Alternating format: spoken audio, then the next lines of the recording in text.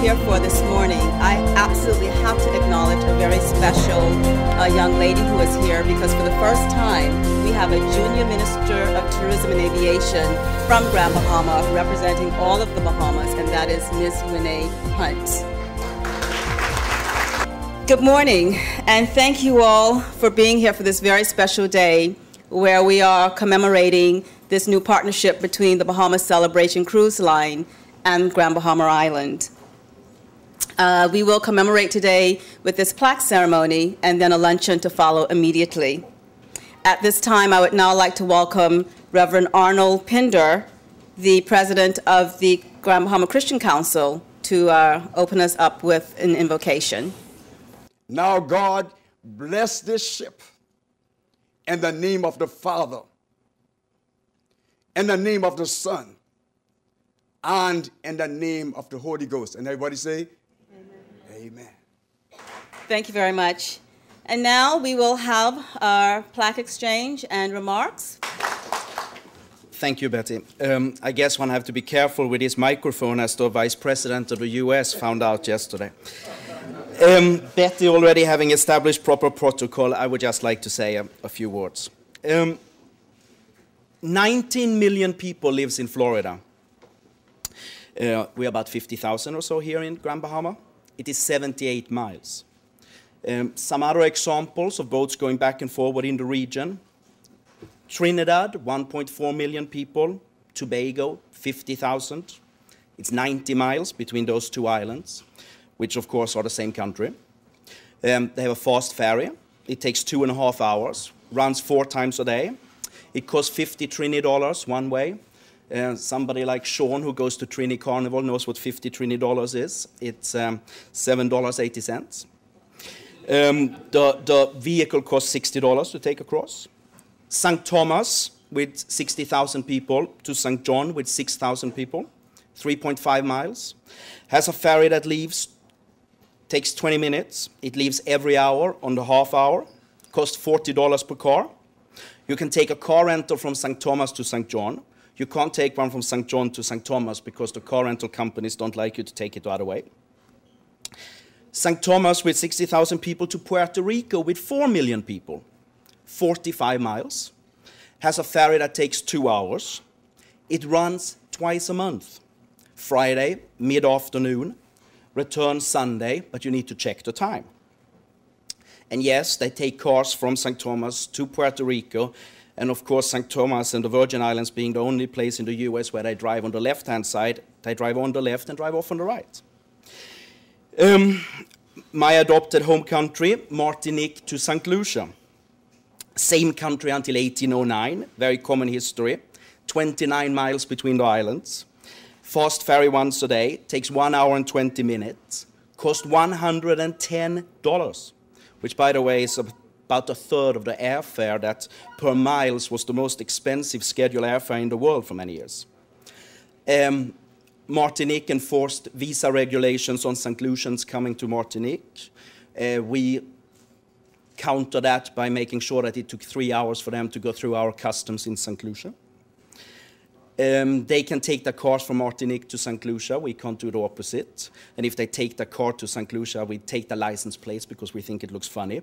And we try to buy their tires because of course, their tires are about a third of what they are in St. Lucia, and we send them back on blank tires. So now customs has to mark them when they come in. So it causes a bit of fun situation. At the same time, our fishermen, they just take a wooden boat and with an outboard, and they go 29 miles across, which they have been doing for hundreds of years to see their cousins, and they say to immigration, I'm just going to see my cousin. McLeanstown to Crown Haven, 22 miles. Pinder's fast ferry, takes 1 hour, twice a day. $90 round trip, and you get all the seawater spraying on you for free. And yes, you can get stuck on the sandbar at night, which happened to me one time, which is quite fun as long as you have a bottle of rum. Key West to Havana, 105 miles, a 472-foot-long ship carrying 500 passengers daily, 125 cars, and 8 railway cars. It takes 7 hours. it costs $23.50, and it costs $76 per car. Now, what is he talking about? Yeah. Obviously, that last Key West to Havana fact is not from today. That is from 1956 to 1962, when they had a ferry running. And that was a time when approximately 65% of all outbound leisure travel from the US went to Cuba. What's the point I'm trying to make? I'm just trying to confuse you. The point I'm trying to make is that in the region, we are quite confused when it comes to utilizing sea-based transportation. We like to talk in the tourist board about airlift, stayover, visitor numbers, and then we talk about cruise ship stopover visitor numbers. But we tend to forget about that we can actually use these boats, and you're not allowed to call them boats, you have to call them ships. We can actually use these ships to bring us people to stay on our island. And that is, of course, my role as the chairman of Grand Bahama Tourism Board. Surely, Grand Bahama Island, 78 miles away from the US, the closest substantial mass of land, I'm sorry to anyone from Bimini, should be able to do a better job in getting people to use these vessels to come here to stay. We have a wonderful opportunity that probably one day when Cuba opens up will be very hard to achieve. Grand Bahama Island Tourist Board, we have 10 member hotels. In 2009, our total number of room nights available was 767,121. Our room nights sold were 266,477. That means that as a destination with our member hotels, we had an average occupancy of 34.7% for the year. And anyone who can do the math quicker than a hotel manager can do realizes that on an average, 65% of the rooms were standing empty. Yes, we have a job in front of us, and surely we should be able to do better than we do at the moment. I should leave it there, and I should say what I'm really supposed to say, which is to any new visitor to our shores, welcome to Grand Bahama, enjoy your stay with us, and then we quietly say behind our back, and please spend plenty of money with us while you're here. We need it. Thank you very much, and I would like to hand over the plaque from Grand Bahama Tourism Board.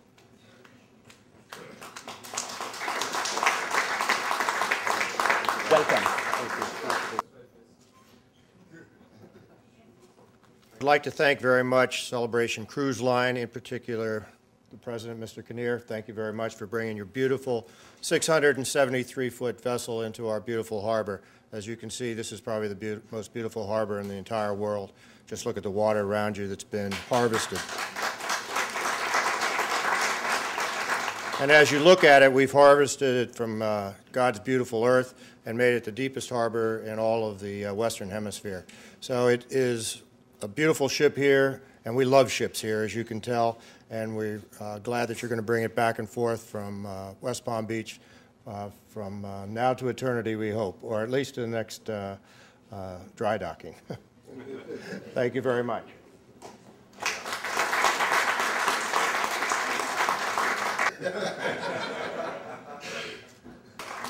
Thank you very much. A special thank you to Betty for establishing protocol. I was a bit concerned about that. In spite of the financial crisis that the world is suffering today, the cruise ship business has held its own in 2009, and the future looks bright. Cruising continues to rank highest among North American consumers as the best value vacation. 13.445 million people took cruises in 2009, and it is estimated that approximately 14.3 million people will take cruises in 2010, a 6.4% increase. 10 million of these expected passengers are from the North American continent, and the Caribbean continues to be the dominant cruise destination, accounting for nearly 40% of cruise itineraries. The Bahamas Celebration, as we've all seen, is no doubt a young, beautiful, and luxurious vessel. In addition to this, the Bahamas Celebration will offer added opportunities for travelers. Apart from the traditional cruise, the day trip, the Bahamas Celebration will offer visitors the opportunities to cruise to Freeport, stay a while, and return several nights later. I believe that it is safe to say on everybody's behalf that this represents a significant and welcome opportunity for the businesses and the people of Grand Bahama. Lastly, but certainly not least, the celebration will offer Grand Bahamians the opportunity to cruise to and from South Florida in grand style. The establishment of a destination for a cruise line is a tough undertaking. There are numerous factors to be considered. The expression, "a chain is only as strong as its weakest link," is an expression that comes to mind. For our part, or for our link in the proverbial chain, Freeport Ship Services has been fortunate to have been asked to provide assistance to the Bahamas Celebration by providing ship agency and husbandry services, as well as the assistance with the smooth operation of the passenger terminal, and in due course assisting with the planned cargo operations. Very simply, that means our role involves helping to coordinate the formalities of entry and departure of the vessel and its passengers, while ensuring that the requirements of Bahamas Customs, Bahamas Immigration, and Harbor Port Security can be met and administered, all while trying to make the process as painless as possible for the passengers. As with all new operations, there is of course a learning curve. However, with the considerable assistance that we have received up until now from everyone involved, I'm confident that this learning curve will be steep and short. All of us at Freeport Ship Services are thrilled to be part of the chain and are committed to contributing to the success of the Bahamas Celebration. With all of that said, it is with considerable pleasure that I take this opportunity to echo the sentiments expressed here already, and to add to them my personal welcome to Grand Bahama, to the Bahamas Celebration, her captain and crew, and the entire Bahamas Celebration organization, and to wish everyone much success. Thank you very much. Ladies and gentlemen, distinguished guest, Minister, thank you for allowing me to come up and follow you. On behalf of the captain, the officers, and crew, I would like to welcome you on board the Bahamas Celebration. Today is about old traditions and new beginnings. It has been a long time tradition and honor that when a ship repositions to a new port, that its partnership between the vessel and the port is formalized by the exchanging of the plaques and other tokens of gratitude in recognition of the symbiotic relationship that must exist between the port and the ship. Today, that relationship has grown to include many partners, associations, without which a ship can no longer exist. We at Celebration Cruise Line value those relationships, and we know that we are not in this venture alone. Along with our new partners here in the port, the government, the hotels, Our Lucaya, and the numerous shoreside support teams, it is our goal to provide the best possible experience for our passengers. We understand that we could not achieve this goal without first totally dedicating ourselves to making safety of life, the protection of the environment, our #1 priority. Today, I would like to reaffirm to our commitment to all of these and to our new partners, and we will meet or exceed your expectations. Although the vessel is listed as home port as in West Palm Beach, with us being here every other day, we consider this our home as well. We are proud to be a Bahamian flag vessel serving the Bahamian people and businesses. In just one short week, we have put over 4,000 people on the island, and I was told yesterday that we have already booked over 4,500 room nights here on the island.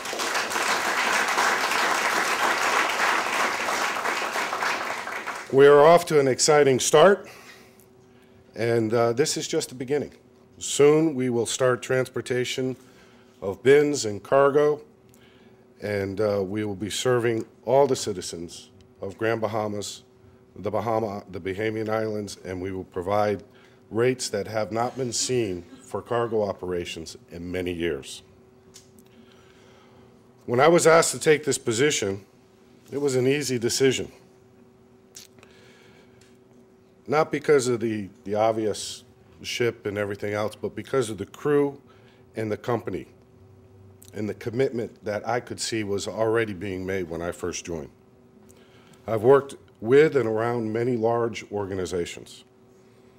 So when I experienced the family atmosphere that we have here on board, it was so refreshing, I quickly got pulled in. It is the family atmosphere that we will continue to build on, for it is one of the many things that appeals to our passengers and makes us unique. So today, we celebrate that uniqueness, and we enhance our newfound friends and family partners, and we hope that you will all consider yourselves part of the Celebration family. Thank you very much. Thank you, Ms. Bethel. And to the chairman of the Grand Bahama Island Promotion Board, we now know why the Pelican Bay does so well. I can say with some assurance that we expect similar results from Our Lucaya, having had a meeting with their new general manager who is very, very focused and knows what needs to be done to put heads in beds. But to my parliamentary colleagues, the member for 8 Mile Rock, Senators McAlpine and Thompson, to our distinguished stakeholders, to senior government officials, and to my colleague, Junior Minister, and Mr. Roll of the Grand Bahama Port Authority, other distinguished ladies and gentlemen, a pleasant good morning to you. I'm thrilled to be filling in and acting for the next few days for my colleague, Minister of Tourism. And so today, as we commemorate another important step towards revitalizing the Grand Bahama economy, with the addition of regular scheduled calls by the MS Bahamas Celebrations to Grand Bahama from the port of Palm Beach. The Bahamas government is pleased with Celebration Cruise Line's decision to develop the port of Palm Beach as a gateway to Grand Bahama Island. With a strong focus on Palm Beach County, north through Orlando, including the entire Treasure Coast, the area north of Palm Beach County, as well as northwest to include Tampa, St. Petersburg, and Sarasota. Bahamas Celebration's new itinerary, we are told, will feature alternate days, 2-night cruises to Grand Bahama Island, resulting in some 3.5 sailings every 7 days. Therefore, with a capacity of almost 1,300 passengers, the projected capacity to Grand Bahama exceeds more than 200,000 arriving passengers on an annual basis. I'm so pleased today that we are told that there are over 900 passengers that would have come on the ship, and almost 10% of them will be overnighting. And so we need to give Mr. Kinnear and his team a wonderful round of applause for the excellent start they have made. We anticipate that more than $20 million visitor spend on the island in the first year of Bahamas Celebration's first year of operations, which includes obviously increased business opportunities for shops, restaurants, hotel, transport providers, water sport operators, casino employees, and other tourism support services. We, in those areas, need to do what is necessary to ensure that persons arriving on the ship not only have an enjoyable stay, but they will return to overnight with friends and family members. The Ministry of Tourism can spend until the Lord calls us all home. But unless we, here on Grand Bahama Island, do what is necessary to keep these visitors coming, our spending will be in vain. The ship, I'm told, will be in port for approximately 18 hours. We wish to thank our partners at the Freeport Harbour Company, Our Lucaya Beach Golf Resort, the Grand Bahama Island Tourism Board, for the significant role they played in ensuring the success of this project to date. The technical team at the Ministry of Tourism and Aviation, in particular, Mr. David Johnson, the Deputy Director General, along with Mr. Terrence Roberts and other members of the team. And I see to my right, Ms. Seymour, the Director for Grand Bahama. All needs to be given a deserving round of applause for the hard work and dedication that they put into ensuring that this boat is here today. And so, on behalf of the government and a grateful people, it's indeed my pleasure, Mr. Kinnear, to welcome you and your team to Grand Bahama Island. Would you be so kind as to join me for the presentation of this commemorative plaque?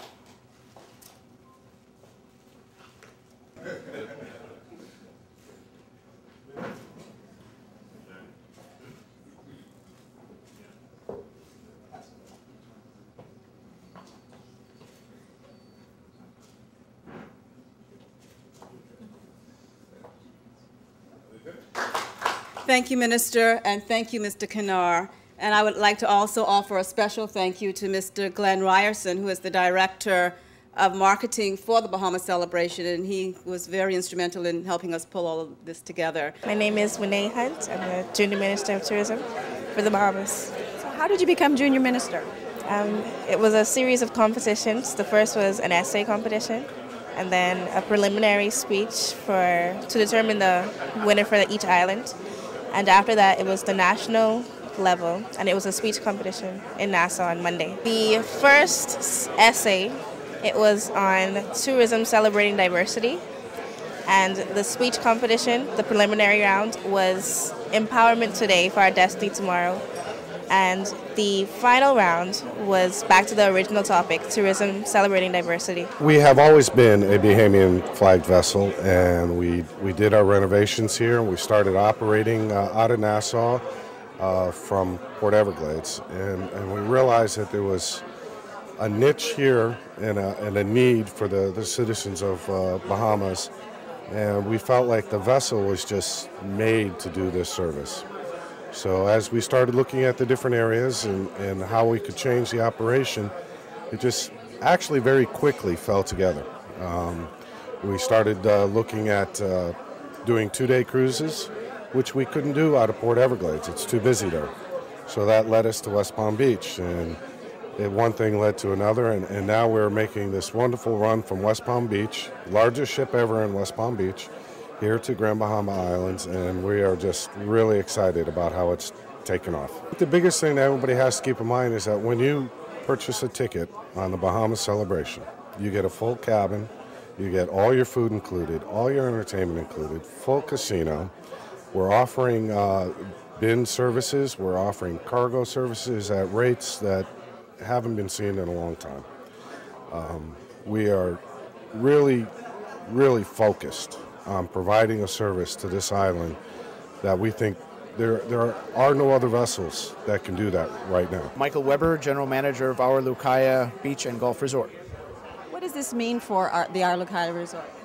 It means an enhancement of the business that we have coming into the hotel, another revenue stream coming into the hotel, and keeping our employees happy as we have continued guests coming on a day, actually every other day to the hotel, somewhere between 400 to 600 daily arrivals. We have a good number that are booking room nights, but then the day excursions typically are the bigger numbers in the 4 to 6, sometimes maybe even 800 number we're looking at. The cruise ship offers different excursions, one being the excursion over to Our Lucaya, which they can enjoy the beach and the pool and a buffet lunch, and just explore the property. It's such a big property, you can spend several hours walking around it, and it's a premier destination for the island. We have our sales team, which is based in the States as well as in Toronto. They're pushing all of our airline partners, our cruise line partners, including Celebration, on the ways to get to the island. And we're partnering up with all of those folks as well, including Celebration, in attending trade shows with them, doing joint marketing efforts, sales initiatives. We've had our staff go over to the corporate offices and the reservation offices, training the res staff, which they have many hundreds of reservation agents, on how to best sell the hotel and the package.